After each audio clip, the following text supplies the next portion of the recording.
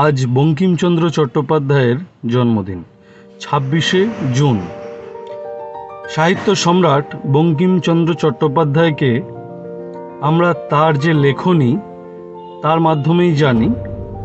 তার যে প্রথম লেখা সেটা আমরা দুর্গেশ নন্দিনী এটা বলেই জানি, কিন্তু তিনি তার আগে মৃণালিনী এই গল্পটি লিখেছিলেন এবং তার বিখ্যাত গ্রন্থ আনন্দমঠ, এই আনন্দমঠ কিন্তু তিনি লিখেছিলেন ১৭৭০-এর মন্বন্তরের ওপরে, এবং তিনি সেখানে একটি গান লিখেছিলেন যা বন্দে মাতরম। এই শব্দটি সেখান থেকে নিয়ে আমাদের যে স্বাধীনতা সংগ্রামীরা ছিল সেই স্বাধীনতা সংগ্রামীরা উদ্বুদ্ধ হয়েছিল এবং স্বাধীনতা আন্দোলনে যোগদান করে স্বাধীনতা এনেছিল। কিন্তু আজ আমরা সেই বন্দে মাতরমকেই ভুলতে বসে।